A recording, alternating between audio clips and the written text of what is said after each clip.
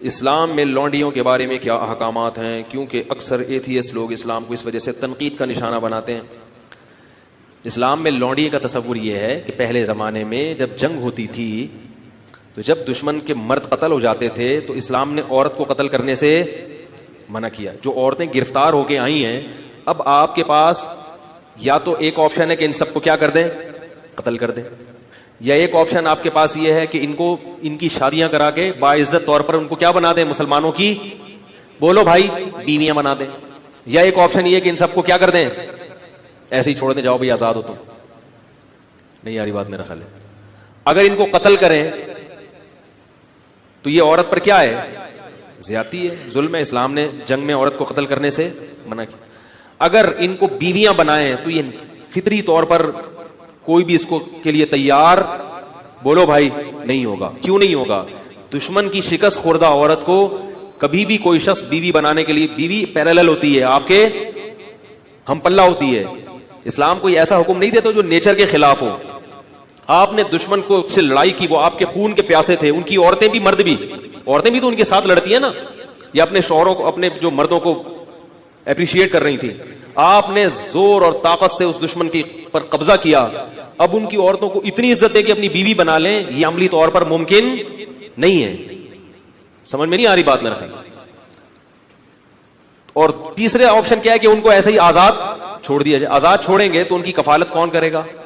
وہ زنا کو پیشہ بنائیں گی. سمجھ میں نہیں آ رہی. دشمن کی مزید اولاد پیدا کریں گی. تو اسلام نے درمیان کا راستہ دیا کہ نہ تو ان کو اتنا پروٹوکول دو کہ بیوی بناؤ, بنانا چاہو تو اجازت دے دی, لازم قرار. صحابہ میں بہت سے ایسے جنہوں نے ان لونڈیوں کو آزاد کر کے بیوی بنایا. خود نبی صلی اللہ علیہ وسلم کی زوجہ حضرت صفیہ, وہ غلام تھی, باندھی تھی, ان کو آزاد کروا کے آپ نے ان سے باقاعدہ نکاح کیا ہے. نہیں یاری بات میں اجازت دے دی کہ بیوی بھی بنا سکتے ہو, لیکن واجب قرار نہیں دیا کیونکہ مینٹلی اس کے لیے کوئی بھی فاتح قوم تیار نہیں ہوتی. تو درمیان کا راستہ دے دیا کہ ان کو باندی بنا دیا جائے. کیا مطلب کہ تمہاری خدمت گزار ہوں گی. اب یہ عملی طور پر ممکن نہیں ہے کہ ایک لڑکی کو, ایک خاتون کو, عورت کو آپ کے حوالے کیا جائے, آپ کا خادم بنا دیا جائے, اور پھر یہ بھی کہہ دیا کہ سارا نان نفقہ کس کے ذمے ہے. یعنی ریاست نے ان عورتوں کی ذمہ داری اپنے کندھوں پہ ڈالنے کے بجائے مجاہدین پر, ارے بولتے کیوں نہیں, تقسیم کر دی. ریاست اپنے ذمہ اگر ان کا نان نفقہ ڈالتی تو ریاست کو ان سے کوئی فائدہ نہیں تھا. اور ان عورتوں میں بھی تو سیکچوئل ڈیزائرز ہوتی ہیں. اب دیکھو کشمیر میں جب زلزلہ آیا بالاکوٹ میں, کئی ٹرسٹ بن گئے. میں اس وقت چیخ رہا تھا, حالانکہ میں بہت چھوٹا تھا اس وقت عمر میں چیخ رہا تھا کہ اس وقت مہم چلاؤ, یہ عورتیں جن کے مرد قتل ہو گئے یا بیچارے شہید ہو گئے ہیں زلزلے میں, ان کی شادی کا کوئی انتظام. سب سے بہتر عورت کی کفالت کا طریقہ کیا ہوتا ہے؟ کسی مرد کے حوالے کر دی جائے اور اس مرد پر اس کی ذمہ داری ڈال دی جائے, اور اس مرد کے بھی مفاد اس سے وابستہ کر دیا جائے.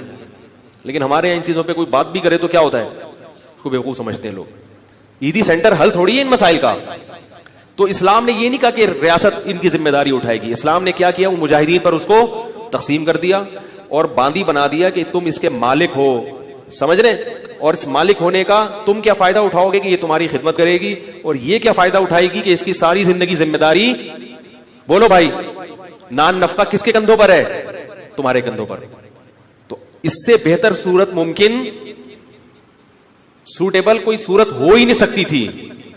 پھر اسلام نے اتنے حقوق دے دیے کہ مجاہدین کی باندی تو بنا دیا, تو اب یہ نہیں ممکن تھا کہ اس سے سیکچوئل ریلیشن کو ناجائز قرار دے دیا جاتا, کیونکہ عملی طور پر ایسا ممکن کہ اس کو کہیں اور شادی سے بھی منع کر رہے ہیں آپ, اور آپ کے گھر میں بھی ہے وہ, اور آپ اس سے, اور اس میں بھی تو یہ اللہ نے خواہش رکھی ہے نا, اس کا بھی فائدہ ہے کہ مولا کو اس سے ریلیشن قائم کرنے کی اجازت دی جائے. اور پھر اس کے وہی احکام دے دیے جو نکاح کے ہوتے ہیں کہ کوئی اور مرد اس کو ہاتھ بولو بھائی. غیر مسلموں کے ہاں جو عورتیں جنگی قیدی ہوتی ہیں وہ پبلک پراپرٹی بن جاتی ہیں. وہ اس کو تو دیکھ رہے ہیں کہ اسلام نے باندی بنایا, اس کو نہیں دیکھتے کہ ہم باندی نہیں بناتے مگر پبلک کی کیا بناتے ہیں, پراپرٹی بنا دیتے ہیں. اور اگر اس کو نہیں بناتے تو اس کی سیکچوئل ڈیزائر کا کیا حال ہے اگر آپ کے پاس؟ کیسے سمجھائیں بھائی اگر نہیں بناتے پبلک پراپرٹی تو اس کی جو ڈیزائرز ہیں وہ کیسے پوری ہوں گی؟ تو اسلام نے بہترین حل دیا تھا کہ ان کو بیوی نہ بناؤ بلکہ کیا بنا دو, باندی بنا دو, اور ساری ذمہ داری کس پہ ڈال دو, اس کے مولا کے کندھوں پہ ڈال دو. اس سے پھر اس کو کچھ پروٹوکول بھی دیے اسلام نے. وہ پروٹوکول کیا دیے؟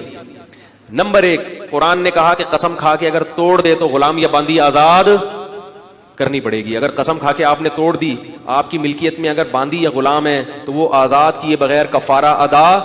یہ جو ہم کہتے ہیں نا 3 روزے 10 غریبوں کو, یہ اس لیے کہ باندیاں نہیں ہے, غلام نہیں ہے. اگر غلام یا باندی ہو تو وہ آزاد کرنا پڑے گا.